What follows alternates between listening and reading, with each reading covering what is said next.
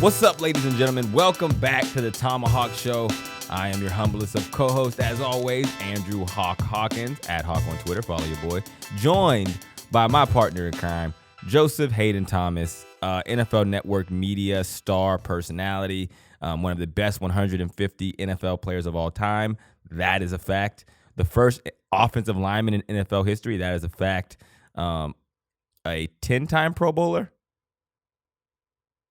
I did make 10 Pro Bowls, yes. Fact.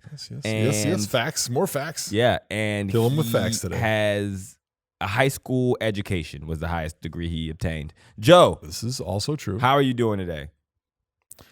I'm doing good, man. I'm still reeling from Wild Card Weekend. A lot of crazy, fun games. A lot of travel for me going back and forth between Wisconsin and the Rose Bowl and L.A. and then back to Wisconsin again. So it's been busy. I'm looking forward to getting into like the routine of the regular week. And we'll get into all of this, but who did you pick to win the Rose Bowl?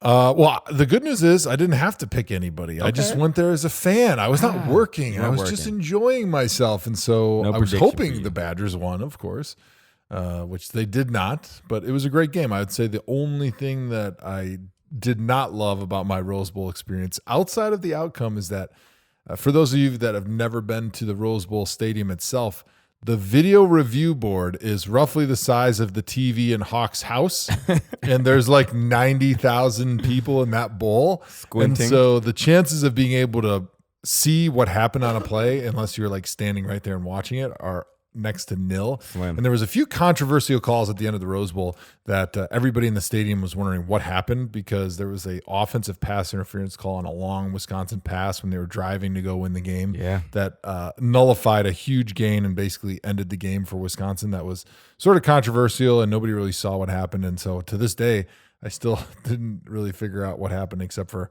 all the Wisconsin fans have been griping, of course. So, but that was the only bad part. So Rose Bowl, talk to Andrew Hawkins. He's got enough money. He'll put up a new video board and then make that absolutely the perfect football mecca. Yep. I actually went to the Rose Bowl once when I tried out for Fourth and Long, the reality show. That's where like the final combine was held. That's where the tryout. Wow. At the Rose Bowl. So we were at the Rose Bowl, and I was like taking pictures and selfies in front of the stadium because I was like, I can't believe I'm at the Rose Bowl. It was such a big deal to me at the time. Now I could care less. Be. Yeah. Okay. Is it controversial or controversial? Or is it a tomato situation? Is it Caribbean or Caribbean? I don't know. Maybe somebody. I think it's send us a voicemail. Send us a voicemail. Let us know, because I have no idea. Because I go back and forth, and I'm never sure if it's actually a right thing or if it's like, dealer's choice, man. Whatever you want to say. Sometimes I say controversial, and I don't think that for sure isn't a dealer's choice situation. I would say that's C. None of the above. Yes, that's definitely a wrong. All right. Well, you can interact with us on social media at ThomaHawk Show. Hit us up on Facebook, Reddit, Twitter. All of that. Hit the voicemail line up, 440-628-1376. All of our episodes released also on Uninterrupted YouTube pages. Check that out. Wild Card Weekend was amazing. All right, let's just say that. I don't want to tease it too much. Let's just jump right into Thoma Headlines. This is a special report from Thoma Headlines. All right, there it is. Gotta love the drop there. All right, the Titans beat the New England Patriots and sent the dynasty home for the playoffs, man. Just like only the smartest of humans predicted. You know? Give me one of your takeaways from that game, Joe. Well, obviously the big takeaway everybody's talking about is, was this Brady's last game? Was this Brady's last game in a Patriots uniform? But my takeaway was, it was interesting to watch the strategy, because, your old coach, Bill Belichick, your old buddy. Yeah, that's my guy. He's Mr. Strategy, right? Mm-hmm. He's Mr. Odds and Probabilities. And even though he kind of scoffs at analytics a bit, he really uses them a lot in his own head, right? And so in this game, the Tennessee Titans were running the ball very well, very effectively. They weren't throwing the ball hardly at all. Ryan Tannehill only attempted 15 passes in the game. And it was all about Derrick Henry. And the Patriots took the calculated risk that they were willing to allow Derrick Henry to run for 5, 6, 10-yard clips. And they felt like if he did that, they would be able to make one more play than they did at the end of the game, as long as they didn't allow Ryan Tannehill to make any big throws down the field. And it almost came to fruition, except for end of the game struggles by the Patriots. they almost won that game in a manner when they gave up 182 yards on the ground to Derrick Henry alone. Beast. So it was just interesting that Belichick was very happy to just allow them to have their running game.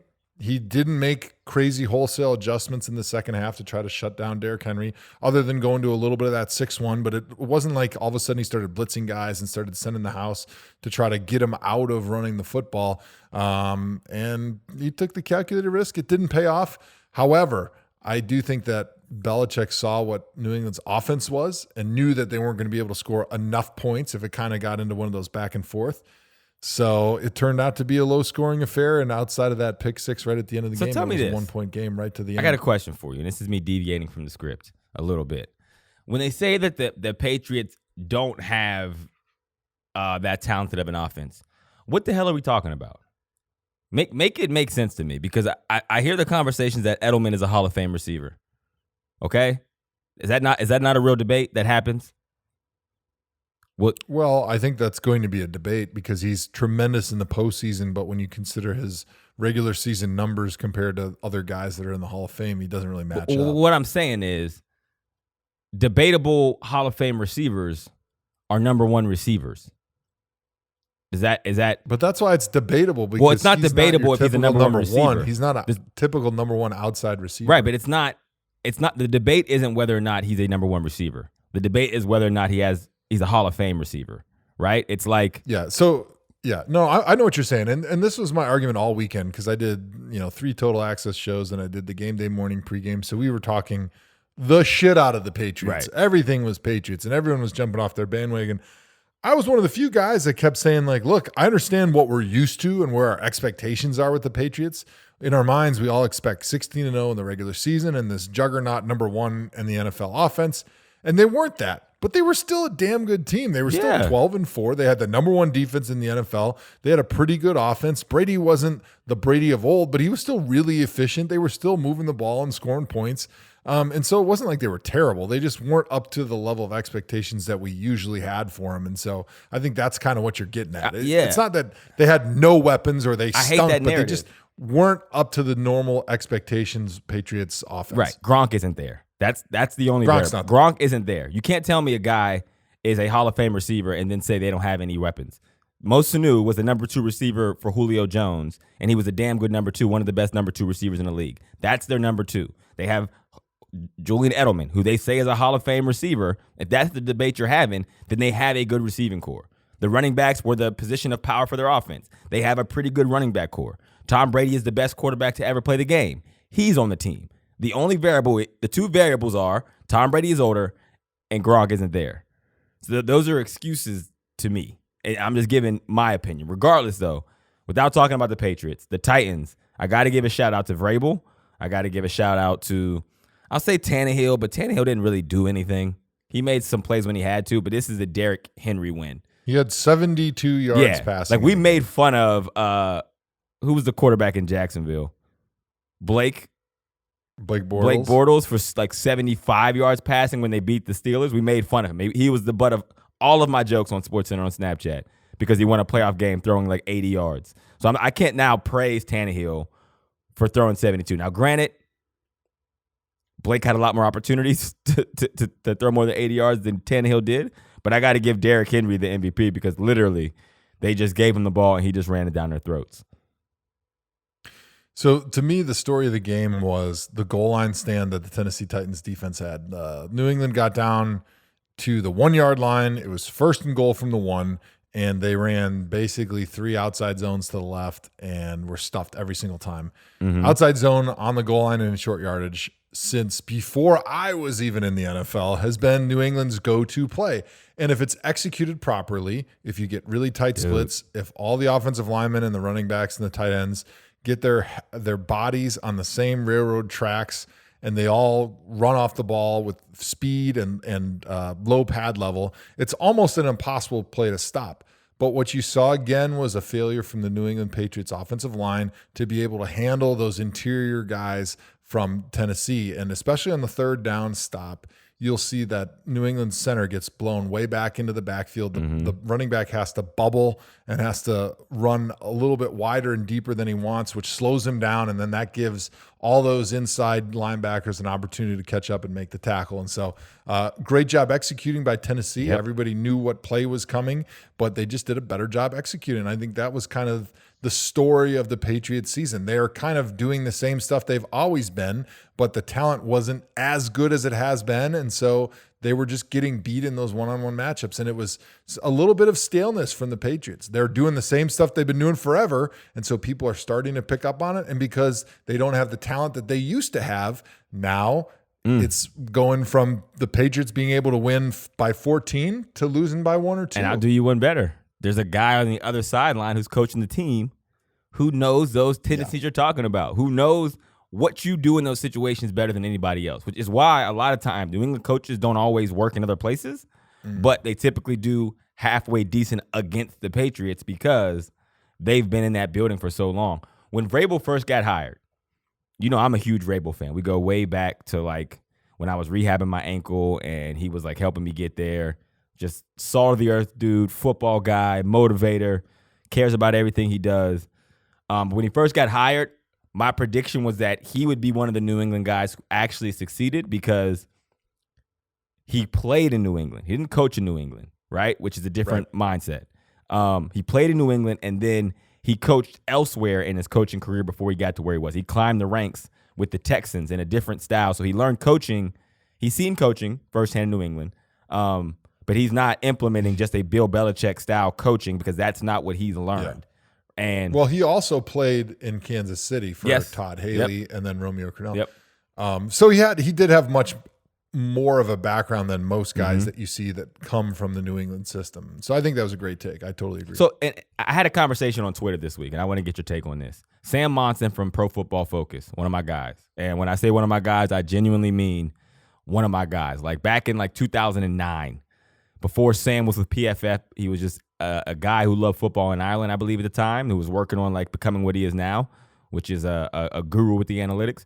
He would watch 4th and Long, and he would be the guy, like we would tweet back and forth and had a relationship. He's like, yo, really? you need to be on an NFL roster. Like, so we go back 10 years, that much, right? But Sam had a take on Twitter. Reggie Bush talked about maybe, I forget who it was, maybe Eric Bieniemy, saying like how he's done well with the offense and at the Chiefs and as a coach and different stops. And also he's a player, and there's no one that players respect more than coaches who have also played.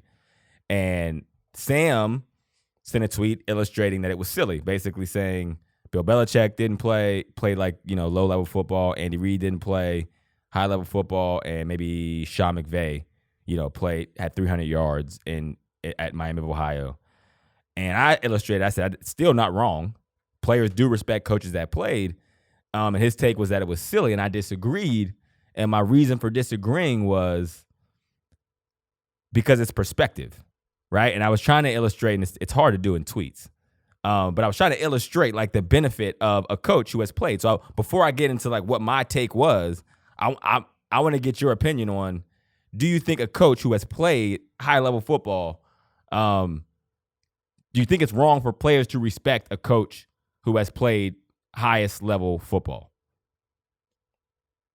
And why do you think that is? It's kind of an unusual question. It is an unusual question. Pose it. Here's what I would say.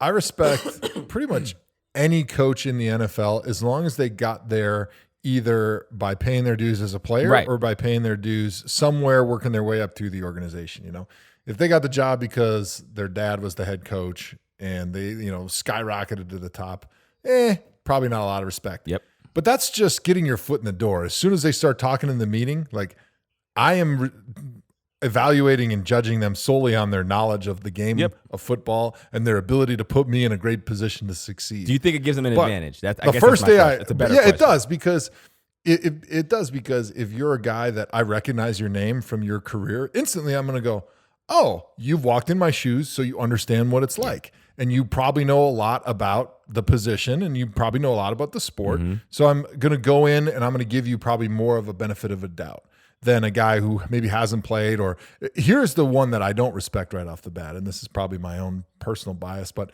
if you're an NFL coach for the first time and you've primarily been a college coach, I'm going to come in a little bit leery because I'm going to think, hey, hey, I played in college, I played in the pros. I know how different those games are. Yep. I know how big the jump was for me when I went from college to the pros, and I made a Pro Bowl my first year. So I can only imagine what it's like if you were a decent or a good college coach trying to make that transition to the NFL game. There's a big chasm as far as what the college game brings and what it demands out of you as a coach and what the pro game demands out of you. Primarily in college, you're a great coach because you recruit really well. And then you develop as second most important. And then in the pro game, the number one thing you got to do is develop, because the players you get are largely a result of draft and free agency by somebody else.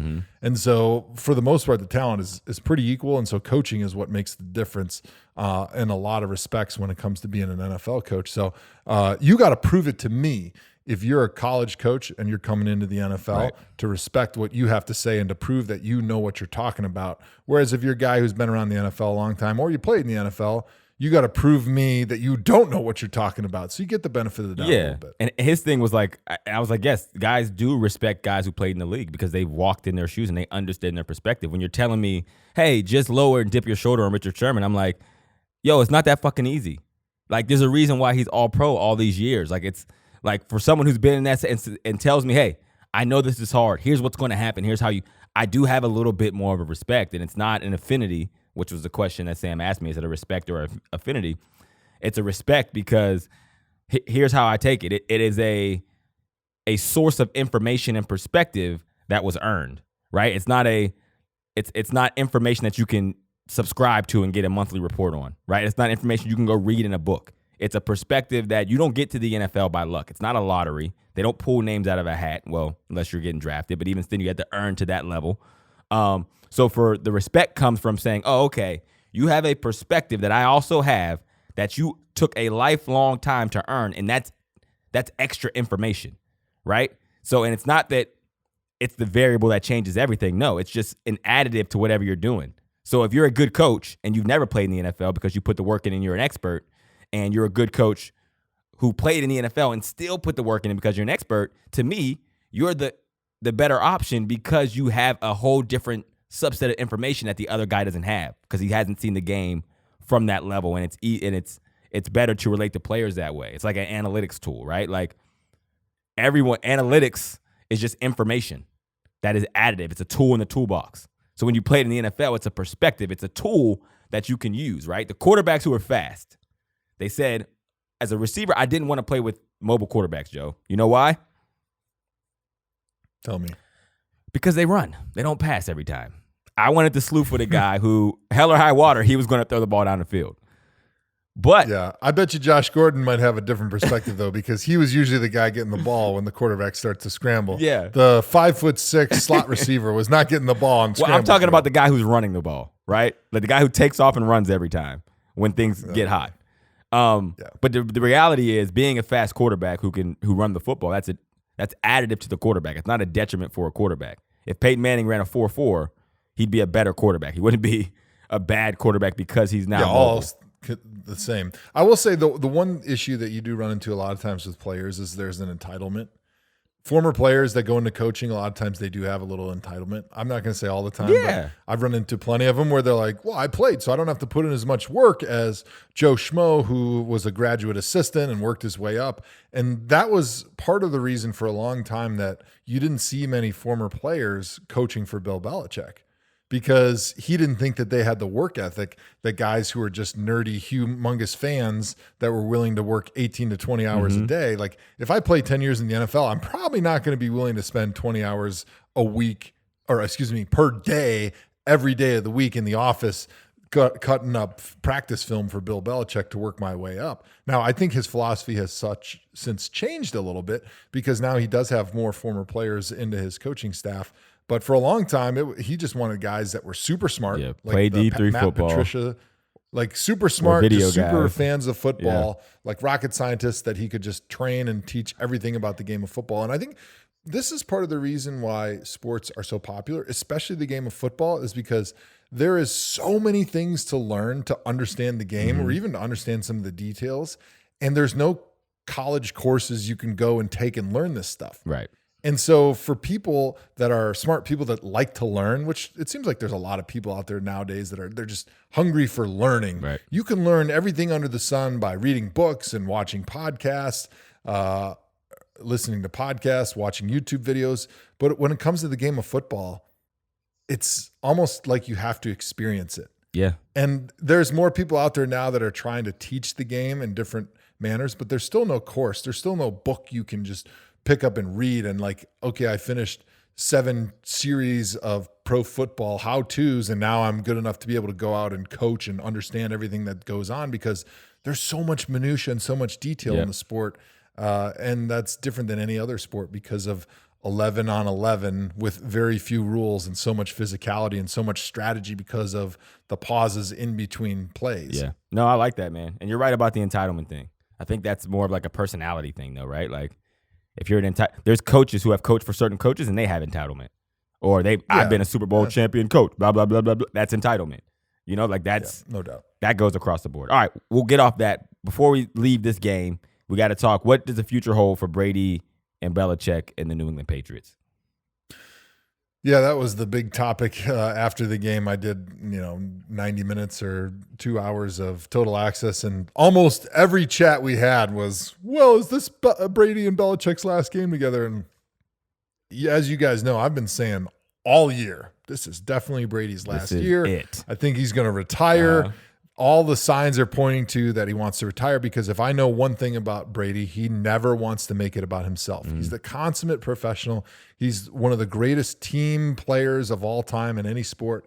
And the last thing he wants to do is let anybody know when he's going to retire, because then it becomes the farewell tour. Every stadium he goes to, he gets the round of applause. He gets a million questions. It's all about him, and he doesn't ever want that. So I firmly believe that the day he retires is going to be a surprise to everybody, and he's not going to announce it to anyone. He's going to keep saying, oh, I want to play 5 more years, 5 more years, 5 more years, and all of a sudden he's going to retire, and it'll be a surprise.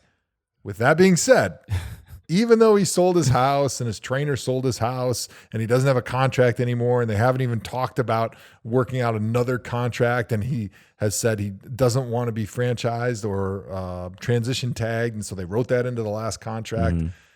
All these things are pointing to the fact that he's probably going to retire or go somewhere else. The one thing he did say after the game is that it's probably unlikely that this is his last game. And when he said it, I just got the feeling that even though Brady is very evasive when he works with the media, I don't ever feel like he was a liar. Right. Like I always felt like he was giving you as much as he felt like he could, while still protecting all the trade secrets and the injury secrets and any advantages that he could keep over his opponent. I just think he's a very honest and upstanding, one of the greatest people around, and the people that know him say the same thing. And so I wouldn't think that if he had been convinced that he was going to retire, that he would say it's probably unlikely that he's going to retire. Yeah. I think at that point he would have said, I don't know, I need to take some time. I think that's what he would have said, and he didn't say it. So I do feel like he's going to come back. However, based on the things that I know about Belichick, and the fact that Belichick, in my opinion, has become enamored with the dual threat quarterback, and he's seen the changes in NFL offenses, and he saw firsthand how badly Lamar Jackson destroyed his defense, the number 1 defense in the NFL, that Belichick, as the ultimate competitor, is ride thinking, that ride. I want to see what I can do with a dual threat young quarterback to be able to build a roster around him. He's got that competitive instinct and that competitive fire inside of him, wondering if, can I build this thing again with a different model? Yeah. Because I'm going to lose Josh McDaniels probably. He's probably going to go take a head coaching job somewhere. And we'll talk about that in MIT. Brady's the dinosaur, the stand in the pocket, throw the football that you don't see much in the NFL anymore. Not scrambling. And I just think that Belichick wants a new challenge. It's like the guy that has memorized every possible play in Hearts. So you're saying... Do you play Hearts? No, I don't play Hearts. Okay, a card game. Do you play euchre? Do you play spades? Nope. Do you play bourrée? Nope, and nope. So you're not white or black. Yeah, no. Now I'm really confused. Yeah, no blackjack, no. Straight, I don't know. Go fish. Poker, who knows? I was a hell of a go fish player. Okay, go fish. Yeah. So, all right, in cards, like if you play the same game over and over again, pretty soon you memorize the odds for every hand and every decision, and it just becomes like a computer, and then it gets boring because there's no human error, there's no thought that goes into any of it. You just look at what's been played and you just play your next card, and it just becomes a game of chance. And so instead of playing 2 hours of cards, you might as well just flip a coin and see who wins, because that's essentially what it is when you're playing against somebody who knows what the odds, and he's always playing his odds every time he plays. And so I think that's what it's become for Belichick. He's just bored because he knows every situation possible. He knows every defense, every offense that he's seen. I know I'm going to win it's the just boring division. for him. I know we're going to go to the playoffs. He knows exactly what card to play at all times, and he's bored, and I think he wants a new challenge, and I think he feels like this is as good of time as ever to start over because of Brady's age, his contract situation, the ability that they could probably go into the draft and pick a young dual threat quarterback who they could build around on a cheap contract. And he's probably going to lose Josh McDaniels, so he's going to need to put in a new offensive coordinator anyway. Plus, he still has that defense together, that number one defense that he can build around. He actually wanted to do that 2 years ago with Jimmy Garoppolo. And I think that's something. Can you imagine if Jimmy Garoppolo went to the Super Bowl this year? Oh boy! Like, what Belichick going into Kraft saying like, I'm gonna need even more control, and 17% of the organization. More control than all of it. I have all of it. I need more than that. I'd like even more control than that. All right, so basically, Tom Brady's going to play for the Los Angeles Chargers next year. I was going to say that you just stole my tease. My bad. I have a team that I think he's going to go to, but I wanted to hear what you have to say. Was it the Los Angeles Chargers? It was the Los Angeles Chargers, because that's the popular choice that everybody's saying. He wants to get closer to California because that's where he's from. A lot of family out there. He is really close with his family. He sacrificed so much being out in Boston all these years. I think he's understanding like nobody has ever sacrificed more to get where they are. And him. I remember talking to Michael Strahan, and he told a story about he sat down with Brady in March after one of his Super Bowls like 10 years ago, and they were having lunch somewhere, and Strahan ordered a beer and a burger or whatever, and of course Brady ordered one of his bizarre meals, avocado toast and and Strahan was like, juice extract. "What kind of beer do you want?" Yeah, and milkshake. Brady was like, "No, I'm not drinking. I'm training for next year." And Strahan was like, "Dude, you got like 6 months before training camp even starts." He's like, "No, I'm training." And so that's basically been Tom Brady's life. It's wake up and think about football and do football stuff 24/7, 365. And he's got these amazing family, these amazing kids he loves, his wife. I think his parents are still around. He's got friends all over. And I think he's ready to reconnect with them a little bit more and maybe let football take a back seat. Well, the Los Angeles Chargers will be happy to have him. All right. Again, I keep saying before we move on, Titans, do they have a chance versus the Baltimore Ravens? Yes or no? One word answer.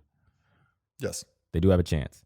Remember at the beginning of the season? You said one word answer, so I gave you I appreciate it. Remember at the beginning of the season when the Titans whipped the Browns' ass and we were like, this team isn't even going to make the playoffs. How did the Browns do that? And here they are, advancing to the division round. Close to not making the playoffs. True. They finished 9-7. True. But they may have just ended the Patriots dynasty. All right, next game. Vikings versus the Saints. OT thriller. Kid Cuzzy balled out, Joe. He just put it all in your face. Like all that smack you've been talking. Yeah, I loved it. In the prime time, watch me ball out, Joe. What were your thoughts on this game, man? Yeah, Beef Brewski, the number one Joe Thomas ThomaHawk troll, was out there. He actually paid me off before I went on TV this weekend and talked about how Kirk Cousins is getting in his own head and he's going to be more unable the longer this goes to get over that hump of winning the big game in primetime. What does he do? He drops an absolute dime piece to Adam Thielen. He drops that baby like the stork right on the doorstep of Adam Thielen, who makes an amazing catch too. And then in the back of the end zone, he hits Kyle Rudolph for the go-ahead score, the game winner, which was awesome. And I think for everybody that knows Kirk, he's a really super nice guy. And everyone around him in that Vikings organization, you saw it after the game in the locker room, how happy they were for this guy because they know how much it bothers him that the brand that he has is that he crumbles in prime time, and it affects him more than any quarterback that we can remember in modern history. Like Kirk is very sensitive when it comes to what people say about him in the media, and he hears it. He's almost like Mitch Trubisky with a lot more money and more success. And a lot more guaranteed money, A lot more guaranteed money. Whatever people say about him, it bugs him. Like Whereas guys like Brady and Phillip Rivers and Aaron Rodgers, like all those other great quarterbacks that you talk about, they don't really care. Jameis Winston doesn't care. He keeps throwing interceptions. It's like, what? Watch this pick six. Boop. I don't care. Yeah, but for Kirk, like you could see it on his face in those games where it was those big moments, and you could see one tiny little thing happen bad, and he's like, and all of a sudden he'd start pressing, yep. and he'd put more pressure on himself, and then he'd make another mistake, and then he would get tight, and he'd make another mistake, and so it'll be interesting to see now that he kind of has gotten over the hump, and he's got sort of that signature win in a big moment. Will this domino into a Super Bowl championship, and he goes on and he becomes one of those great quarterbacks that we talk about? Or is there a reversion of the mean and he goes into that big moment in next weekend's game he screws it up? He is going to get his head beat in next week. I don't want to tease the pick, but I think Kyle Shanahan is going to give Kirk Cousins hell next week. So before we get off of this game, I'm interested to hear your take. If Kyle Shanahan, the San Francisco 49ers, beat Kirk Cousins' brain next week, is the primetime curse back on? I don't think it's... Or has he forever got rid of it? Well, here's the thing. Win? Technically, his game today wasn't the primetime game. The Seahawks were the primetime. When you're the early game isn't the primetime game. But this is the biggest moment of his career. I missed the first half because I was asleep. I took my family to the airport, fell asleep. I didn't realize on the West Coast it was the 10 a.m. game. Yeah, I wish I was still asleep. I was... just a few hours getting off of TV out in LA before I had to take the red eye home. All right. Well, I wouldn't say the curse is back on. I would just say he got his ass beat by someone who knows. There's not a coaching staff who knows Kirk Cousins more than the staff out in San Francisco. So that's just going to be hard for him to beat. And Kyle knows he knows head space that Kirk gets into, and he knows he hears and reads everything that people say about him. So there's going to be so much smack coming out of San Fran this week talking about, Kirk made one play, but we know when the pressure's on him, he's going to make a mistake, and it's going to get in his head again. So Kirk's going to be up for it. That's one thing you can take to the bank. He's going to be up for it. You're going to hear a lot of trash talk out of San Fran trying to get into Kirk's head this week. They gave Garoppolo Kirk's contract. Kirk is going to be up for this game. He's going to be ready. If Kirk can't be up for this game, then there's no game he'll ever play where he'll be jacked up for. So I don't want to hear that you like that. If you can't be up, I'm not saying he has to play perfect. I'm not saying he has to win because again, this is a really good football team. But I gotta see some Josh McCown style fight out of you in this one because there's too many. No hamstring pulls. Yeah, there's on drop back passes. Yep, there's too many motivational variables in here for you. All right, so the Saints get eliminated again from the playoffs. Are we done predicting the Saints are going to win the Super Bowl every year? Could we just do away with that now? Well, I predicted they'd win the Super Bowl this year, and it turned out to be a bad take because they're out right now. But up until about, 6 hours ago, we're recording Sunday night here. Yep. It was looking pretty good. I mean, they started the game hot. They were rolling pretty good, and they just kind of stepped on their own wee-wees in the second half, and they weren't able to really score much. And Drew Brees looked a little bit befuddled. We thought that my mom calls it a wee-wee. She called it a wee-wee when I was growing up. Not to get too weird. We thought the advantage would be to the Saints playing in that dome, but I tell you what, that Vikings defense looked fast. Yeah. They looked physical. They looked powerful, and that's one thing that translates when you go from grass to turf. Yeah, everybody's faster. So are the defensive linemen. Yeah. So are the linebackers, and they're more powerful. And as good and physical as the Saints front is, the Vikings were getting after him, man. They were hitting Drew Brees. They were getting to the running backs. They were stopping them. They were flying all over that field. You could tell Mike Zimmer had his defense ready and tuned up to play the Saints, and it showed. And it was a defensive battle that was eventually, Kirk Cousins gets the spotlight, but to me, it was really the story of the Vikings defense playing great all game. Absolutely, because they shut down an incredible offense. So Zimmer, I mean, it's funny that the conversation around Zimmer is he's not going to be the Vikings head coach, or is it like he's one of the best Viking coaches ever. And even still, there were just been conversations, even up until this week. That's what I don't understand. Is Zimmer going to go to the Cowboys? What do you like about this guy? Yeah, man. I think he just has a person. If you've ever met Zimmer, I'm talking about zero filter. So if you don't like him, he can make it very easy for you to go the other way on him. But the thing is, he gets results because his players respect the hell out of him. And he's a good freaking coach, and he has been his entire career. Yeah. I will say the one issue that Zim has had is the offense, right? Because he just hasn't had the right coordinator in there up until this year. Now that he's got Kevin Stefanski and Gary Kubiak, and he's got a great offense that's rolling. But this is the problem that we've talked about when you hire a defensive-minded head coach. A lot of times you get the things that you want. You get the toughness, the discipline, the accountability. But then when you finally start winning and you have an offense that's rolling a little bit, your offensive coordinator, you know what? He's going to go be a head coach. Yep. And now what do? Right? Okay, Stefanski and Kubiak go and leave, and let's say they take the Cleveland job. What's he going to do? Because you don't want to change your offense. You finally got something that's working really well.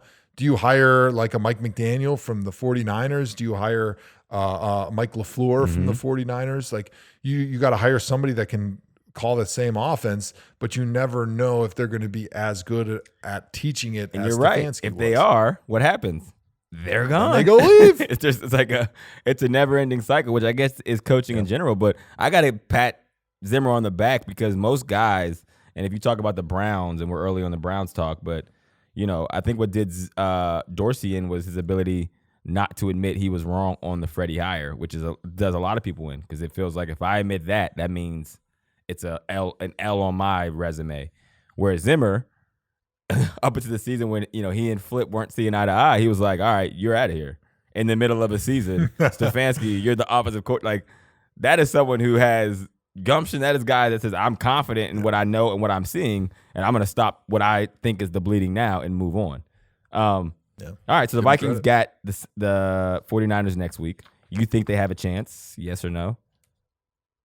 Absolutely. Okay. I think they have a chance. I think the 49ers will win, but there's a chance. I mean, the Vikings have a good team. They got a defense that is going to play well against the Niners. They know that offense because they play against them every single day in practice. So they're going to know the little trigger points that offense has that you can kind of try to take advantage of. So I think it'll be a lower scoring battle than people think. Dalvin Cook looked pretty good today. He had 28 carries. Almost 100 yards, and I think if he can get even healthier next week, those numbers can be even better. A lot of production from the offense. Kirk Cousins had 240 yards passing, so they got a chance. They got weapons. Yeah. It's going to be one of these classic games, in my opinion, in the playoffs that's going to come down to execution. You got two teams that are built very similarly, offense and defense. When you look at their defense, the very similar defense, front that wants to get after you, play physical, get upfield, terrorize the quarterback, get penetration in the front seven. And that's exactly who the Vikings want to be. So almost mirror images of each other. Looking on the other side of the ball, does Drew Brees return to the New Orleans Saints next year? Well, it's so funny. Nobody even had talked about this at all the whole year because Drew was playing lights out. He had one of the greatest Decembers of any quarterback in NFL history. And everyone's just kind of assuming he's playing great. He's just going to keep playing forever. And all of a sudden, as soon as they lose this game and he didn't play all that well, people are like, "Whoa, time to go to Taysom Hill. It's time for Brees to retire." And I'm sure Brees is thinking, like, "What the heck, guys? Like, a week ago, I was potentially an MVP if it weren't for Lamar Jackson, and you guys couldn't wait for me to come back, and now you're pushing me out for Taysom Hill, who threw one pass in the game." Yeah. And it wasn't even a great pass. He really struggled to throw the ball 50 yards. Yeah, I said so. Taysom I'm not Hill, exactly I said on Twitter, convinced Taysom Hill's the future. Taysom Hill's not going to be the quarterback. Teddy Bridgewater is, right? Well, are they going to let Teddy Bridgewater walk? The stories that I was reading after the game are, hey, maybe it's time to turn it over to Taysom Hill. It's the future of the NFL, dual threat quarterback, because Teddy Bridgewater is essentially Drew Brees, but he doesn't throw as well, and he doesn't not that Teddy's not smart, but obviously he's not as smart and seasoned as Drew Brees is. And so you're getting a lesser version of Drew Brees with Teddy Bridgewater because neither of them run very well. But with Taysom Hill, at least you can kind of build a different offense around him, more towards the modern NFL. Taysom like Hill is threat offenses. I like Taysom Hill better. But I'm with you. I'm with you. But Dutch this Clark. is the conversation that's coming out of there right now. That's why I think it's kind of crazy. And that's why, to me, the overreactions in the NFL do get a little bit silly. Like, the Patriots are dead. They're 12-4. They had the number one defense in the NFL. Oh, Drew Brees should retire. The guy had the best December of any quarterback in recent history. Now you're pushing him out because he lost one game. It's just too many overreactions, too many wild swings on our perception of people and players and teams based on one loss. There has been a changing of the guard at quarterback in the league that has been consistent throughout the year, and it's all happened in literally one calendar season, which has been crazy to watch because we're so used to seeing Manning, Breeze, Tom Brady, Roethlisberger, Phillip Rivers be like the Rodgers, right? And heck, they could take an L their first game.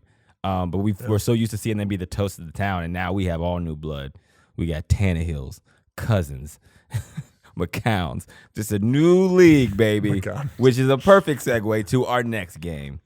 The Philadelphia Eagles took a loss against the Seattle Seahawks, 17-9, which I think might have been the same score as the first time they played in Week 12, which is crazy.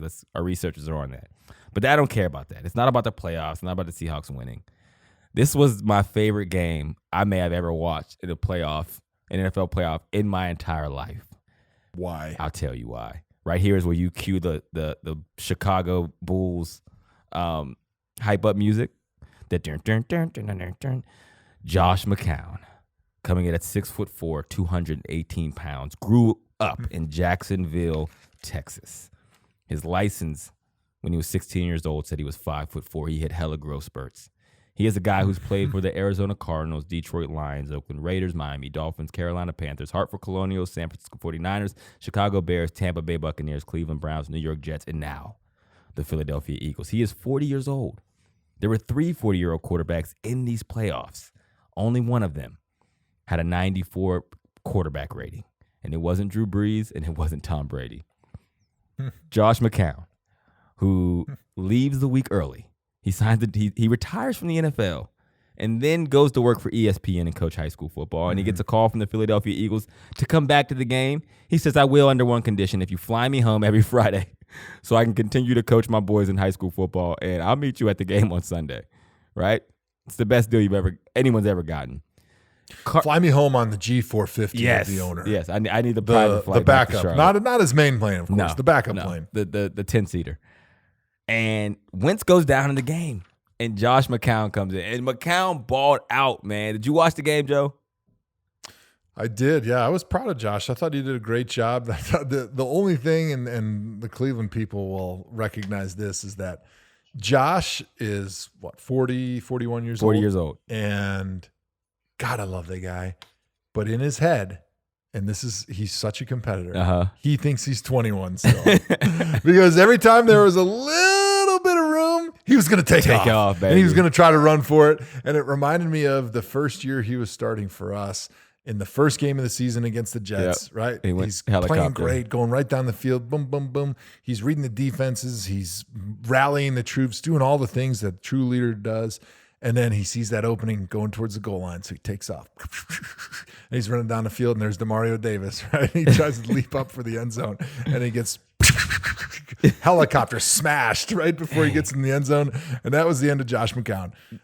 He just, I think, still wants so badly to be that athletic guy out there. But here's the thing, I'm going to stop you there because now that we're watching Lamar Jackson and Deshaun Watson, we're not going to call 40-year-old Josh McCown a dual threat quarterback. No, we're not going to do that. That's what I'm saying. But in his head, he's running just as fast as Lamar Jackson. He was running though. He was evading sacks. He did a good job. He Houdini'd a couple. He ran for first downs when he had to. He went 18 for 24. He took what the defense was giving him. He delivered some balls. He had him in there down at the red zone with a dime. He delivered to Shelton Gibson, who was on the Browns practice roster earlier this year, caused the PI. He kept their team in it.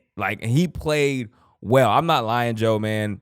I had chills, goosebumps. I'm yelling at the TV, me and Keisha, because, we literally love McCown and his wife, Natalie. Everybody loves Josh. And we were literally yelling at the TV the entire time, cheering. My Austin's in the room.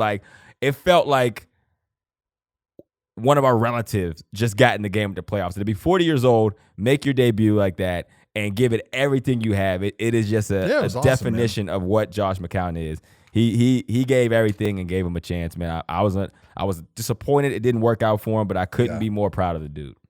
And then on fourth down, he saw that little opening. He saw man coverage, and he said, "I can run for it." He knew what. And he started running for it.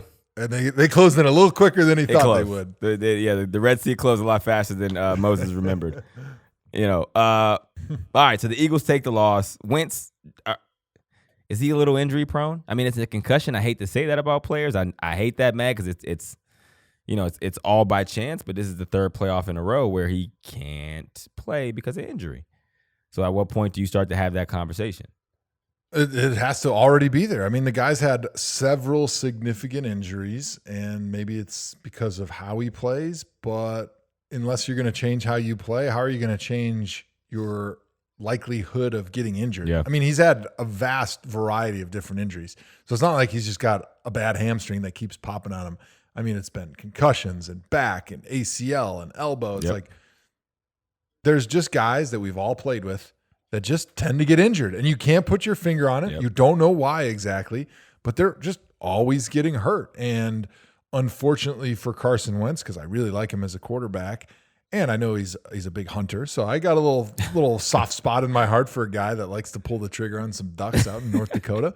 But Call him PETA. He's just been getting injured in the worst possible moments for this team, and I don't think that's going to really affect him right now unless it really continues for a long time because he's just playing such good football when he's out there. But that's definitely got to be a concern. If I'm the Eagles, I'm thinking, this is the history, and we would be silly to not try to prepare as well as we could in case he did get injured again in these moments like we've seen. And I think they tried to with Josh, and Josh did a great job when he was filling in. But I guarantee this offseason, Philly is going to be thinking about getting Foles back. How much do we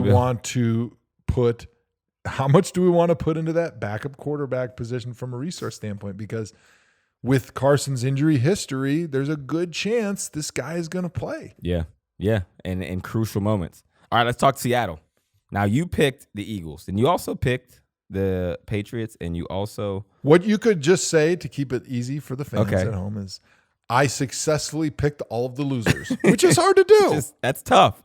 It's tough in NFL football. We don't have to tell them I picked them all to win, right? But I picked all the losers. You did pick all the losers. We'll just keep it at that. So thank you. What were you thinking? 4-0 and picking losers. What the hell were you thinking going against Russell Wilson? That's my question for you. So if you look at actually their last month of the season, which momentum and how you're playing as a team going into the offseason a lot of times is a great factor in your success in the playoffs. Mm-hmm. Philly and Seattle, both injuries all across the board. Philly, the guys that they brought up had grown more as a team. Okay. They really had been playing well together. Carson Wentz was playing great football. And to me, it felt and it looked when you watched this group that maybe they weren't always the most talented individually, but collectively and as a team, they had a synergy where the sum of the parts was more than the addition of the parts. Okay. I always screw up that saying. What is it? It's the whole is greater than the sum of its parts. You can get a good look at a T-bone by sticking your head up a bull's ass. That's right, Would Tommy you rather boy. take a butcher's word for it? Something like that. There you go. That's what I was going for. Yeah. So to me, it felt like that team had come together and was playing really good football, especially at home, especially that they were home underdogs.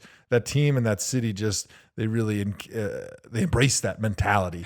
And so that's what I was thinking. And Seattle, they kind of slid through the last part of the season. They did. For a while they were potentially going to be a number one seed, and they kind of backed into the playoffs a little bit. Russell Wilson wasn't playing as well at the end of the season. Their running backfield is a mash unit, and so I liked Philly, and it's not like it was a blowout. I mean, it was right there till the end. True. I did enjoy seeing a classic beast mode touchdown run. That was a high point for me. But tell me, how bad is Seattle's offensive line today? Because it looked terrible. I couldn't believe that they won in spite of it. Yeah, they played terrible. They have injuries. Maybe you didn't notice. They're injured, and they don't have any running game because they don't have any running backs. Yeah. I mean, we want to talk about the one run that Marshawn Lynch had for the touchdown. He had 6 carries for 7 yards. And a touchdown. I mean, most of his carries were for 0 or negative yards. That's not a great day. Well, on the other end of that, similar to you picking all the losers, if a running back scores 1 point for every yard they get, they probably are going to be pretty good in their career. Just putting that out there. Okay, if you change the rules, I guess we'll go with that. Yeah, no, you're right. The running game wasn't good. But the running game was not good, and so that hurts him so much. And really, Russell was, classic Russell, making amazing plays. DK Metcalf, man, making fools out of a lot of people out there. Me. Saying, "I told you so." It's me, I look good with my shirt off. That means I'm a great receiver. It's me. It's me. He's making a fool. It's it's funny. It's you picked 0-4 this week, right? In the playoffs. I don't get how all the losers successfully. You picked the losers. I don't understand when media people hate to say that they're wrong, because honestly, maybe this makes me a weirdo. I enjoy admitting I was wrong about something, because I understand that it's like, yo, this is entertainment, right? Yes, we're experts because of the hours we put in, but nobody's really an expert. Shit changes. Like, you're going to be wrong about stuff. So it's weird for me. If you knew how every game was going to end up, you wouldn't be working in media. Exactly. You would be gambling on every game and making billions of dollars. And there's so many variables in a football game. It's not like baseball where the variables are pretty small. Right. The variables in football are enormous. Who would have known that Carson Wentz is going to get hurt after completing one pass? Right. And Josh McCown's going to have to come in and win the game for him. Like, there's so many things that can happen. Nobody really knows what's going to happen. The best gamblers in the world are like 51% better than the house when it comes to betting on sports, because it's just nobody knows. Exactly. And I don't get when media people are like so upset when they're wrong, and people call them out and they have to admit that they're wrong about something. I say all that to say I was wrong about DK Metcalf. There's this disease in today's society where we feel that if we're wrong or we change our mind about something, that it says something about our character. Right. No, like, there's new information that comes out all the time that I change my mind on things that I was very stubborn about early on. But that's, to me, if we want to evolve as humans and as a society, we got to be open to finding new information and changing our mind. It's not a foible. No. It's not a fatal sin to have a different opinion when new information comes up. You learn. You live and you learn. I enjoy people telling people I was right. I enjoy people telling them I was wrong. You're right. You live and you learn. It's like originally when we first met, you were really big into segregation. And now you've since changed that. I was all Jim Crow all the time. You were Jim Crow all the time. And here we are. Look at us. Who would have thought, Joe? So DK Metcalf is a guy that I said I was leery of his NFL career because he didn't move really well laterally. And now still. Well, you went with the preponderance of the evidence. You went with the history of the combine that most guys that aren't very productive in college, that have a great combine and look awesome, don't have great pro careers. Now, I didn't know the Mike Mamula he was going to go to Seattle with one of the best, if not the best quarterback in the league. And he was going to do awesome on that one specific route where he just runs a straight line down the middle of the field and Russell throws a dime. I didn't know that was going to be his route tree. So, yes, I was wrong. He's doing really well because he runs a 40-yard dash, which he did incredibly, and he catches the ball. But no, he's done an incredible job. Big. He runs a 40-yard dash, stops, and he's still big. Right. But yeah, he's done incredible. I'm a fan of DK Metcalf and everything he's brought to that team. So do the Seattle Seahawks have a chance in Lambeau Field next week in the divisional round? Well, of course, there's always a chance, just like we were talking about in playoffs. It's kind of a coin flip just about every game. But I do think the Packers will win this game because Seattle still doesn't have a very good rushing attack. They rushed 26 times for 64 yards. Their leading ball carrier from a yardage standpoint was Russell Wilson. And so while you can expect him to probably do that again next week, if you don't have a realistic rushing attack, it's very difficult to beat really good defenses that also can score points. Right now, we saw this past weekend, Phillies has got a great defense, but their offense wasn't able to score very much. So Seattle was able to win 17-9. Uh-huh. If you're playing against the Packers and you score 17, I firmly believe that Aaron Rodgers will be scoring in the 20s and you will lose. Yeah. And so because they don't have that rushing attack, it's all on Russell. And as good as Russell is, that Green Bay defense is good enough to hold him under 24, 27 points. And I firmly believe in Lambeau Field, it gets cold. The field gets a little bit sloppy. That's when that wide zone scheme that the Packers run gets even more effective, because once you're able as a running back to get your heels close to the line of scrimmage, and now you've made that cut up where now instead of your shoulders are turning towards the sideline when you initially get the handoff, now your shoulders are facing down the field. All those tackles become angle tackles from inside out. Mm-hmm. And when the footing is a little bit slipperier, you don't have that friction and that ability to create power to stop a running back from falling forward with his offensive line for 4 or 5 yards. And so that running game, when it gets going, I think back to the old Denver, when Shanahan was doing it in Denver in the 90s. The old school Shanahan. Like when they would play. Do we drink for a Mike Shanahan reference? The mic. Do we drink for a Mike Shanahan reference? I think you drink 2. Oh, okay. It's a shot and a beer. Drink for Cal.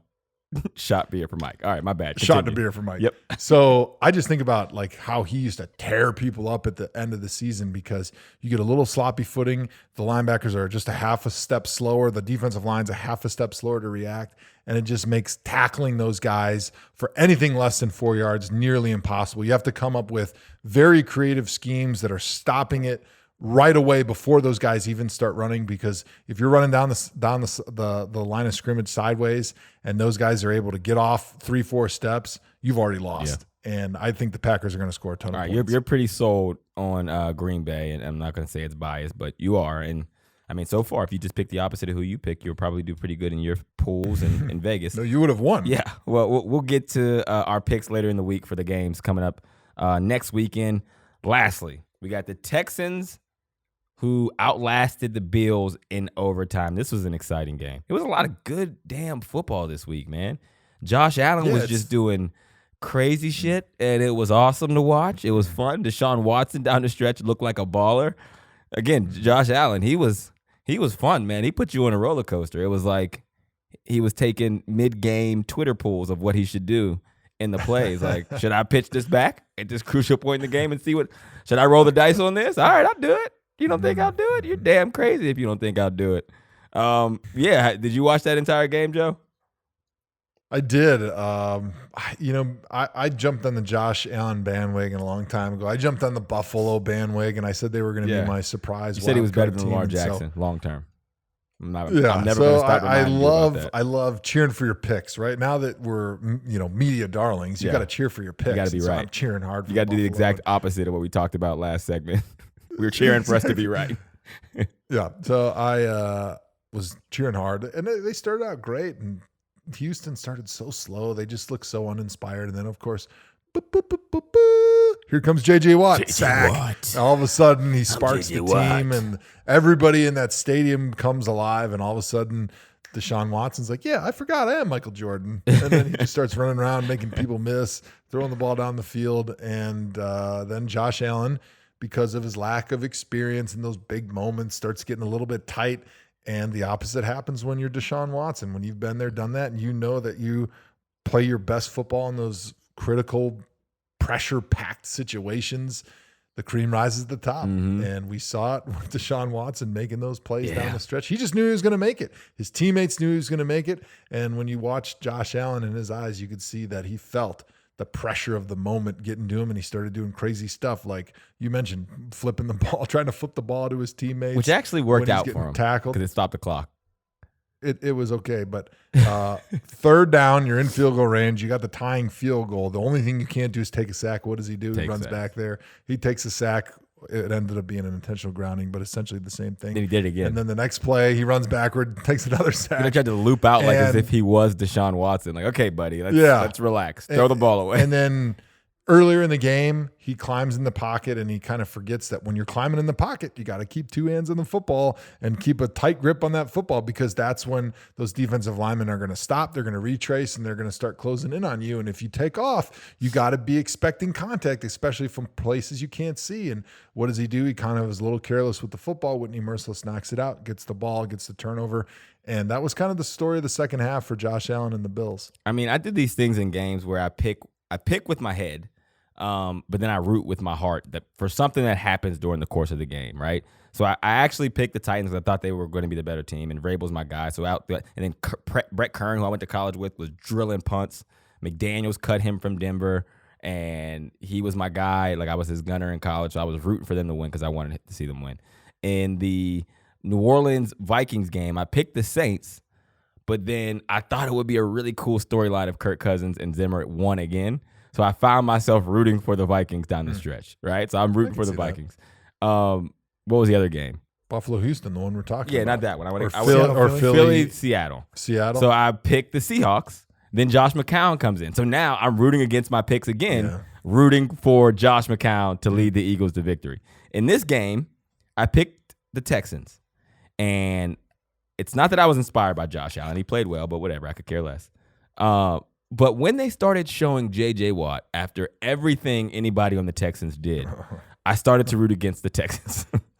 I don't know why.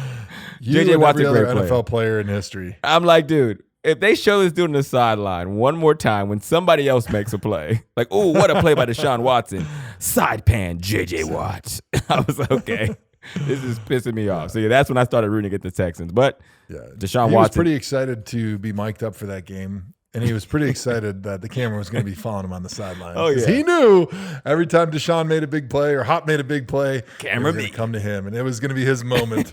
I put the team on my back. You see what I did there?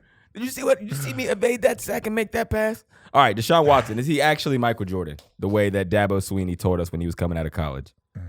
Well, it's going to take a lot more years than he's put in so far to become Michael Jordan, but he's on the right track, I tell you, because for a quarterback, you got to have a great regular season, of course, yes. But it's what you do in crunch time in the playoffs and the Super Bowl that people remember you by, right? Yep. Eli Manning, I think he's going to be a Hall of Famer. A lot of people think he's going to be a Hall of Famer. There's some argument on that. His regular seasons were not always that great, but what he did in the playoffs and the Super Bowl, in my opinion, was enough to make him one of the greats of all time. Yep, I like that. I like that take. I'm reading the rundown for the show. And this is my favorite question I may have ever seen in our rundowns by producer John. Was this the most entertaining, terrible football game you've ever watched? I thought maybe the last question would be your favorite. Do the Texans have any chance Not a next chance. week? Is there a chance? Is there a hot chance in hell any chance that they can win next week? Do the Texans have a chance, Joe? We'll end it there before we get into Am I Tripping? Absolutely, they do. They've got everyone has a Jordan chance when it comes to Joe back Thomas. there. You know, J.J. Watt, he played really well. When you watched him, he didn't have a ton of stats. He did have a sack and I think 2 quarterback hits, but he was consistently beating his man. He was making impacts. He only played primarily in those passing situations, but I'm assuming if he was feeling good after the game, they're probably going to get him a bigger dose, and he can make a big impact in the run game, almost sometimes more than in the pass game, because it's really hard to run away from him. The way he so quickly is able to beat a block on the backside, to swim around or to swim inside of somebody and then get back into his lane and make a negative play on the backside is kind of limits how you can run the football when he's out there. And so you actually have to run at him. That's the best thing to do, is double team him, because he is a big, strong guy, especially the way he looks. He looks like Superman, but he's actually not like Aaron Donald. You can't run at Aaron Donald. You can't double team him. He's so freaking strong. But JJ actually gets pushed a little bit. When you get 4 hands on him, you can actually double team him. You can move him off the ball. He's not a physical guy in the run game. So the best way to attack him is to go right at him, put 2 big dudes on him, and you can get some push and you can do some damage. And so I think he's a big X factor if he's able to play even a little bit more than he did this week. And if you keep it close, that's the danger with Deshaun Watson back there, because he can make that one play. He's like Russell Wilson, right? If it's close and he's got the ball in his hands, it's lights out. You may as well go home because you're going to lose. I have a question for you. So if J.J. Watt retires this year, let's say, they win a couple games or they don't, he retires. And how many years do you think before he's the president of the United States? Like, give or take. Like, over under 7 years? Yeah. Before he's elected he's president. Not going into politics. No? See, the most popular you ever are in politics is right before you actually go into office, and then everyone hates you. All right, well, I got a question for you. Let's say him, J.J. Watt, Peyton Manning, Tom Brady, Larry Bird are on a boat. They're all going under. Twitter, a Twitter poll voting, America can save one of them. Who does America save? So I believe America saves J.J. Watt. You think J.J. Watt? Here's why. Tom Brady is extremely likable, but because he has destroyed the hopes and dreams of so many fan bases over the years, and everybody hates the Patriots because of Spygate. Did I say Tom Brady? 2, 3, 4. I thought you said Tom Brady. I did. I'm an idiot. I meant Peyton Manning, Tim Tebow, J.J. Watt, and Larry Bird. Okay, I don't know how popular Larry Bird is, to be totally honest. This day and age, he's very popular, or you wouldn't put him on there. Yeah. I think Peyton Manning, because he is so likable. Like, everyone liked him as a player, but off the field, he had such an engaging and funny personality that I think even if you were one of those teams that he just terrorized all the time. You still liked him because he was funny and he had a great personality. And I think people overall like J.J. Watt. If you're a Texans fan or if you're from Texas, you love him and he is the greatest thing of all time. But outside of that, people are like, yeah, I really like him, but I think they appreciate Peyton's personality more because Peyton's more, I think, to the average person, real and funny, whereas JJ is more like serious and almost like WWE entertainment-ish a little bit with his antics on the sideline and after the game, although he does some incredible work in the community, the relief work he did after the hurricane in Houston, and the way he gives back, the way he helps kids, the way he conducts himself is tremendous, like unbelievable class act. But I still think the average fan relates more to Peyton because of his humor. And they give you more props. They give you more prop points for a good relatable personality and a down-to-earth humor than like the serious stuff that you do. So it's basically a three-man race. Watt, Tebow, Manning, and you say they save Manning. That's interesting. And I think because Tebow is very polarizing. Like if you're a Florida fan, if you're a Southern conservative Christian, this guy is the next thing closest to Jesus. But outside of that, like there's a lot of people in this country who don't like Tebow at all. Right. Yeah. No, agreed. All right. Well, time for Am I Tripping?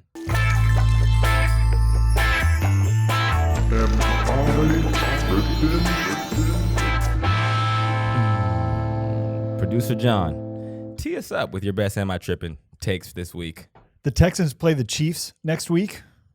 Joe gives the Texans a chance to win, but the winner will likely be Kansas City, and they'll very likely play the Ravens. Am I tripping, or is the AFC going to be a battle between Patrick Mahomes, Deshaun Watson, and Lamar Jackson for the next 10 years?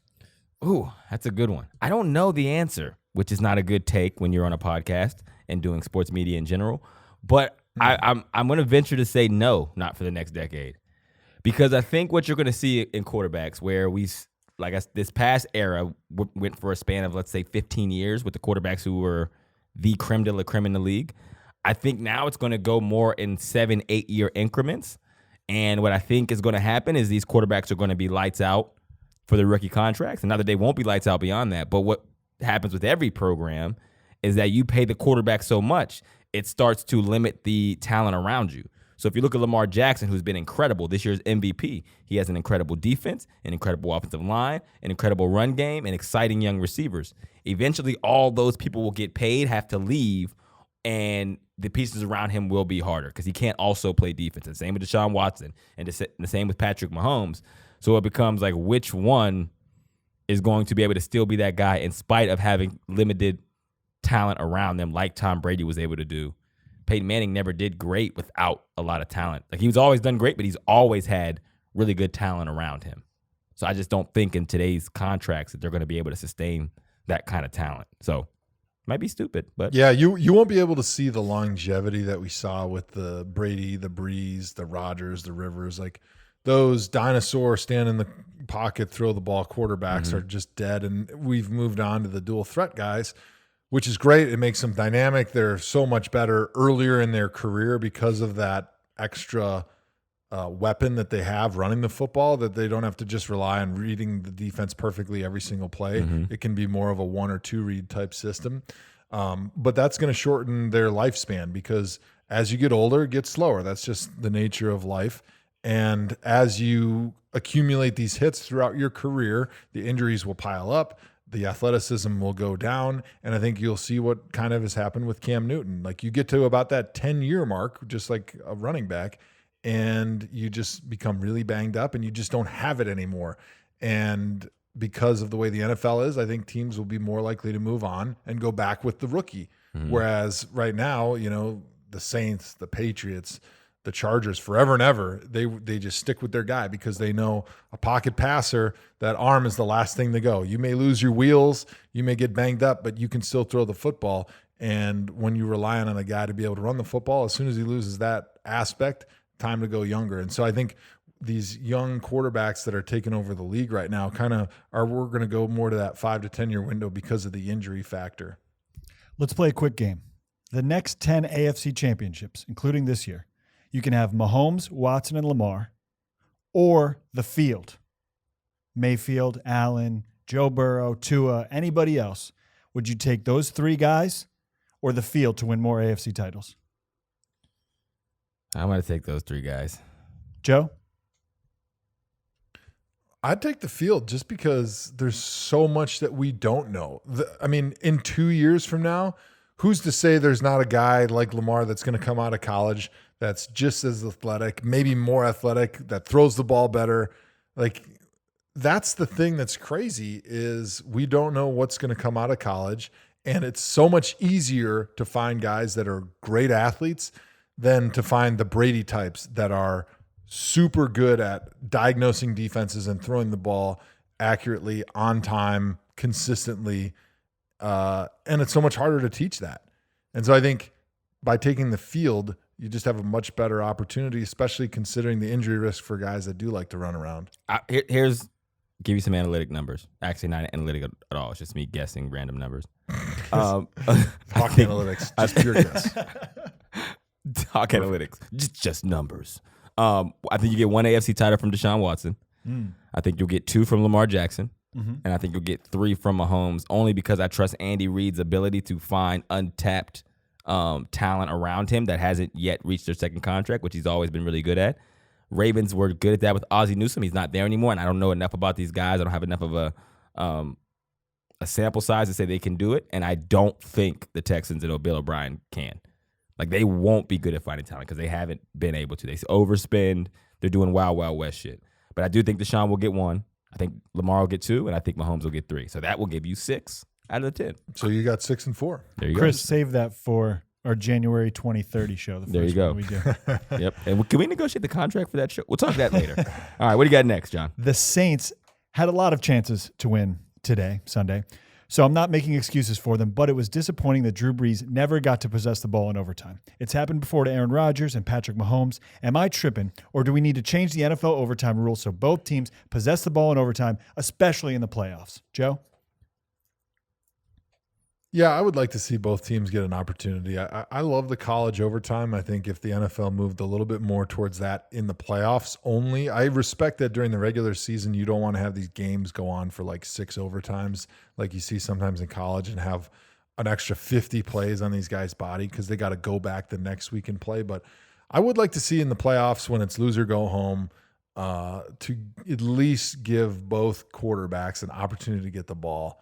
And if you score on your first drive, like we saw the Vikings do, let's give Drew Brees an opportunity to at least have the ball and score and match it, and then it'll go back to the Vikings. Something a little bit more closely to what we have in college, I think, would be better for the fan.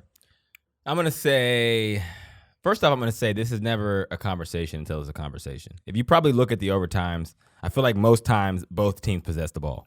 The team who gets the ball first only scores in the opening drive, I think, less than 25% of it. So it's like but it's like in that 25%, it's, the rules are broken. Well, not really, because, you should have a good defense. Mm-hmm. It shouldn't come down. Like, I thought defense won championships, right? Like, but that being said, I do think a rule change, because the game does sell off of its offensive firepower, and their quarterbacks are the face of the league, and we all want to see the teams with the ball. I have a buddy named David who his suggestion is, the team receives it. Let's say in the scenario like today, the Vikings go down and score a touchdown. Well, now the Saints get it and also get their possession. And if they score a touchdown, they have to go for 2, right? And boom, 2 possessions. If the Vikings stop them on D at the 2-point conversion, they win. Or the Vikings could say, hey, I'm going to go for 2 at the jump, go up 8, right? And now they have, if you really, really have a pair on you. But yeah, that was his suggestion. That way everyone gets the ball, but the game still ends, and we don't have to sit here like in college football when Wisconsin goes into 9 overtimes versus South Dakota State. We don't have to sit there and watch that the entire time. It's here's what I would like to see. I think it'd be cool, and turn it into like a hockey type shootout where one team gets the ball on the 2-yard line for a 2-point conversion. You make it or you don't make it, right? You get 2 points. Then the other team gets the ball on the 2, and they get a chance to match. Mm-hmm. Then you move it back to the 4, and then you just keep moving it back 2 yards, and you get 1 play until one team scores and the other team doesn't score. I think that would be really extremely exciting, and it would still keep the games short, so you're not playing too many extra plays. Right. But you got that one play. Think about how many of those one play moments where the game is coming down to that one play you would get, and that would how be exciting awesome. that would be. That would be. so My heart is awesome. racing right now, even thinking about that. I mean, think about how awesome that they're would on be. the And 50-yard line. Just go throwing Hail Marys back and forth. All right, what do you got next, John?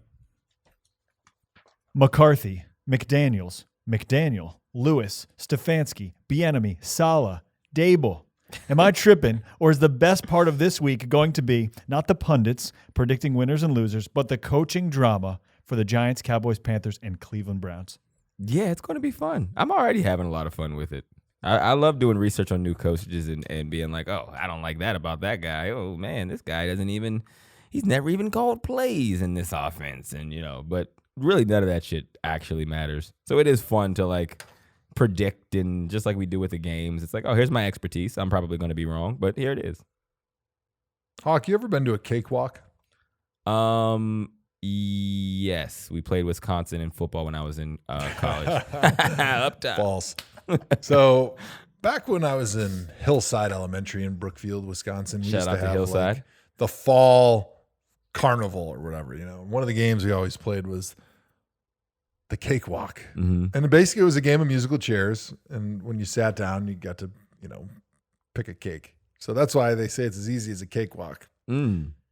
Essentially what I'm trying to say is we have a cakewalk situation where there's a few very, very popular candidates, but right now there's 4 teams that need a coach.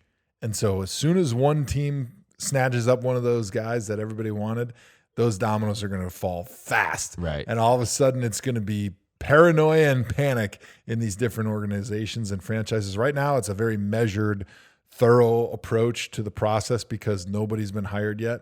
But as soon as that first domino falls, it's going to be exciting to see how quickly the other guys jump on the coaches that they want so that they don't get it stolen from underneath them. Predictions for who is going to be the Browns' next head coach, Joe? That's a good question. Thank you. I thought a long and hard I don't about feel it. comfortable giving a prediction right Okay. now because All right. the interviews for, I think, Stefanski and Dayball and the guys that were playing today are going to happen like tomorrow, I think. So until I hear how those interviews went, I don't feel comfortable saying who I think it's going to be. But who do you think? Who do I like? I like. Well, give me who do you like, Uh-huh. and then give me who do you think it's going to be?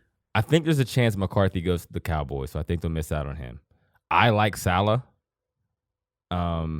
If he can bring one of those guys, McDaniels or LaFleur, or hell, anybody else who can adequately run Cal's offense, because we're very, very big fans of that offense. I like Saleh. I think it will be Stefanski. Why? Well, because as reported, the analytics side liked Stefanski a year ago. And he's done a really good job with that offense this year and turned Kirk Cousins into a really good quarterback. I don't know if it's him. I don't know if it's Kubiak. If Stefanski can come to Cleveland with Kubiak, then I think it's a done deal. I don't know if that's will happen. But just based on the fact that they liked him a year ago and he's only increased his resume since then, I think he has a pretty good chance of getting the job. But I like Saleh. So I think that the Cowboys are going to go McCarthy. Mm-hmm. I think McDaniels is going to go to the Panthers. I don't know who the Giants are going to get. They're in a weird situation again where they still have Gettleman as the GM, so they're going to not have all the premier first-class talent from a coach's standpoint that are going to be interested in that job. They're going to get maybe a second-tier guy because of that, because they already have Gettleman in place, and he's kind of an old-school, like gruff guy a little bit that might not mesh well with some coach that has more experience. And so I think that it'll probably be Saleh or Stefanski in Cleveland now that we kind of think about it and talk it through a little bit. But I'm interested to see how these next round of interviews go here tomorrow, I think. And I'm interested to hear what the feedback is that comes out of Cleveland. I think Bieniemy goes to the Panthers. Okay. I think Bieniemy goes to the Panthers. McCarthy goes to the Cowboys. And either McDaniels or Joe Judge go to the Giants. and the Browns get Stefanski or Saleh. It's always sucks, too, because the good coaches who are still coaching, they kind of are at a disadvantage of these jobs. Yeah, you get kind of screwed. So it's like Saleh, who to me is a home run candidate and should be up for all the jobs. He's probably going to be coaching into the Super Bowl, and a lot of them will be filled by then. And typically teams don't like to wait until after the Super Bowl to announce who their new coach is. Yep. What do you got, John? Anything? As a Giants fan, McDaniels makes me really excited and really nervous at the same time. You should be nervous, yeah. Because I think he could be Sean McVay 2.0, or he could pull a Belichick and retire like a week later. He could be McDaniels 2.0. He could trade all of our first-round picks for Kyle Orton. Yeah. Not to rehash McDaniels too much, but he's got the pedigree. Mm-hmm. He's got the experience as a head coach. We all know how smart he is and how good he is at developing quarterback talent and offensive talent and developing game plans. Mm-hmm. The question is still, if all you know is what you've seen Bill Belichick do, how do you become your own person? How do you become your own coach that becomes the best version of yourself when all you know is how to replicate somebody else? Mm-hmm. And you drafted Tim Tebow in the first round. If you guys were playing cakewalk, what's the job that you'd least want to have? Cowboys, Giants, Panthers, Browns. Is it the Panthers or is it one of these other teams because of the front office and owner? I would say I would least like to have the Giants job. Now you're just trying to hurt my feelings. I'm not. I would genuinely least rather have the Giants job. Because of Ghetto Man and Jones? Because of the front office, because of the scrutiny that you'll face there. In the New York media, it's a little different. I just don't think it's as sexy of a job as the rest of them. Panthers kind of flies under the radar. I don't know what Cam Newton has left, but he's Cam Newton, and you reserve the right to say, oh, my 2 years there sucked because I need a new quarterback. Boom. Buys you another 3 years. You can't do that with Danny Dimes, right? If you suck with Danny Dimes, it's you're fired, Danny Dimes stays. Or you guys go together because he's a young core of a guy. Cowboys, they're the Cowboys, and I like it because Jerry Jones will clearly keep you if you're mediocre for a decade, and they're the America's team. And you get paid. And the Browns have a really, really, really talented roster. Some things aren't sexy about Cleveland, I'll say that. And if you're looking from the outside looking in, but they have a really, really good roster.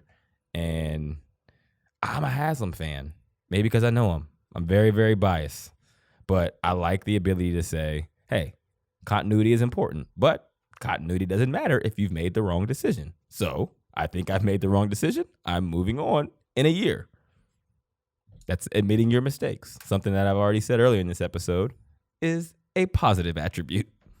Joe, least desirable job? That was a very persuasive argument from Mr. Hawkins. I was originally going to say Panthers because the quarterback situation is a question mark, but you're right. Because it is a question mark, it buys you more time. Exactly. Because, you can easily want give the questionable Cam a couple of quarterback years situation. and then you can get rid of him and then finally bring in your own guy, and it kind of resets the clock. But I'm still going to go with the Panthers. The unsettled quarterback situation. I've seen enough from Danny Dimes that I think he's going to be a good quarterback in the NFL. Okay. Although the roster is a little bit bare, especially at the playmaker position, I think you can do things with Danny Dimes and you can build a little bit of a roster around him because they will have some higher draft picks. And this is the deepest receiver draft that we've seen in a while. So I think the Panthers is probably the least desirable job right now. One of my favorite Andrew Hawkins takes from 2019 that I absorbed in the past year was the key to being an NFL head coach is just prolonging the inevitable as long as possible. So anything you can do to make the losses not your fault. That's it. Gets you paid more. If you look at the guys who stick around, they do it masterfully, right? Like, you just do enough to get you to the next year. That's all it comes down to. You don't have to win the Super Bowl. Right. You don't. Like, it's just you progress, and then if you don't progress, you have to have a really good case for why you didn't progress, and you stick around. Jason Garrett. Before we go, guys, picks contest. Yeah. Everybody who entered the picks contest, thank you guys for signing up. It's going to be a fun one. I think we have 110 submissions. Woo. Hawk tied for first place. With Shocker. Went 3 for 4. Nobody went 4 for 4 out of all 110 submissions. Yeah. How about that? That says about how hard it is to go 4 out of 4 in playoff football. Yeah. Right. No spread. Just pick them. 3 out of 4 gets you in first place. Joe's in last place. Sorry, Joe. Thank you. Joe, you are in. How many people are in last place with Joe? 10. 10 as in like they didn't finish the questionnaire. They lost all 4 games. I think they lost all 4 games. So they all picked the same teams. Mhm. All losers. Which were technically These 2 are my favorites, flock. 3 favorites. Yeah, I feel And like the Bills. that's just as hard as picking Or 2 and 2. 4 winners. Right. Picking 4 losers is like just as hard. I'm sure the odds are exactly the same Yeah. on how challenging But it is. look to how be many that people bad did or it, that though. good. Yeah, actually, there's, I think, less people in last than there are in first. So. I guess if you just picked the favorites, you would have went what? Seahawks were favored. 3-1. Saints were favored. No, because Patriots were favored. Oh, yeah, you're right. I'm sorry. 2 and 2. And Texans. You would have went 2 and 2 just picking the favorite. So that alone, yeah, that's crazy. Well, we still have 3 more weeks left. 7 more games. So you pick the underdog when the favorites won, and you pick the favorites when the underdogs lost, or when the underdogs won. That's incredible. Joe, you are one of many, man. That's special. One of a kind. One of a kind. My girlfriend and my buddy from college who lives in Vegas are also both defeated in this contest. Both defeated. They're you- defeated. The only way to be a 4-0 winner right now is you have to have the expertise in football and also be a Vikings fan. Right. Like that's the only right. way to be 4-0. Like Kirk Like you Cousins. had I'm to be surprised Beef Bruce from Minnesota. did not go 4-0. You got the Vikings pick right, I'm sure. Somebody out there, anybody. If you went 4-0 this week, tweet us. Don't lie about it. We need Straight up. Not even against the spread. How would you know? we need proof. Maybe somebody tweeted. Like maybe they sent a tweet a week ago. Here's who I'm picking. If you have proof of you going 4-0, hit us up on Twitter. We want to bring you on the show. We want to talk to you about your expertise and probably get you a job with ESPN or something. I don't know. Hit us up, man. They'll probably go 0-4 this week. Yeah, exactly. In which we will then rip up your resume. All right, that does it for this episode of the ThomaHawk Show Wild Card Weekend. Joe, you got any final thoughts, man? Yeah, the 2 best weekends of football on a calendar are always wild card and divisional weekend. And Facts. this weekend sure did not disappoint. And next weekend, I cannot wait to finally pick all 4 losers again and go 8-0 picking losers. Wow. For the first 2 weeks of the playoffs. It's going to be riveting. You're a damn genius, Joe. All right, that does it for this episode. We are recording next week on Wednesday for our Thursday episode, correct? Yes. All right, recording Wednesday. No Thursday night football anymore. So Thursdays will be the day we release our episode because Joe made $5 million per Thursday night football game. So you could do the math at home. He made $5 million per Thursday night football game, and that is over for the year. He'll come back next year, and that salary actually doubles. He didn't want me to give you that information, but now you have it. That does it for today's all friends episode. here. Yeah, we're all friends, man. Don't tell anybody. Joe, take us out. Joe Hawk yourself.